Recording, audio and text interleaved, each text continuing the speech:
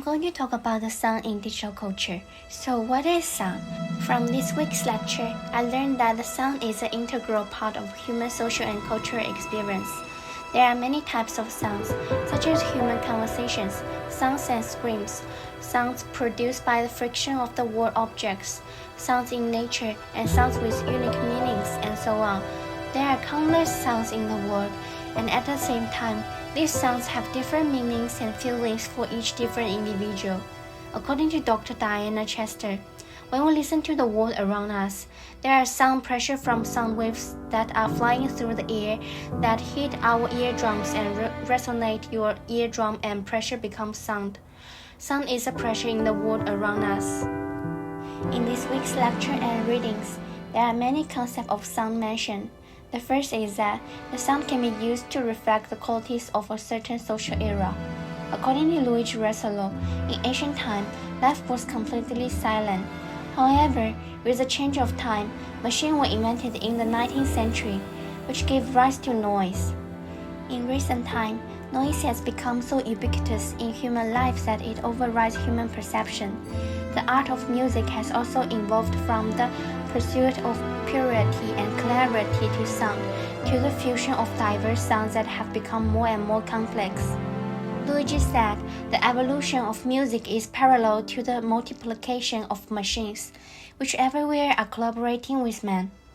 Our ears have been trained in the changing times and sounds. Until now, they can adapt to most of the diverse noises. The second one is the concept of deep listening. According to Dr. Chester, deep listening is fundamental and related to the very core concept of sound for human beings. Deep listening is a practice of beginning to focus on the sound world around us, beginning to hone our skill of listening, divorced from the visual world. As a human being, the senses of hearing, smelling, and touching become more sensitive when sight is divorced.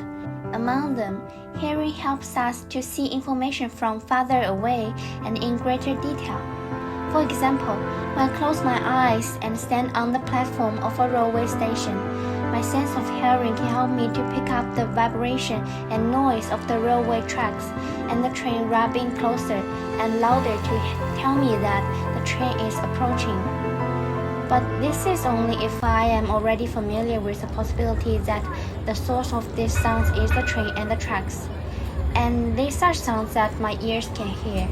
As Dr. Chester says, sound is a tool of communication, simply because we can make sounds that are heard by other people. The third concept is a sound mark. It is usually a term that helps identify a particular area, often a geographical region based on the distance that a sound can travel in that area. Therefore, it usually can lead and inspire people who in this area or group feel inclusiveness. In this case, listening can be used as an act of recognition, allowing the listener to identify the cultural practices at play from this sound.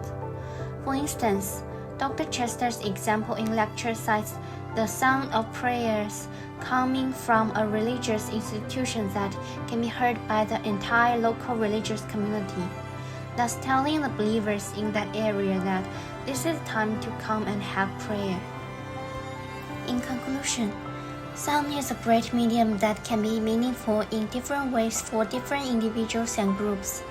Deep listening can help people observe our surroundings carefully and learn more new knowledge.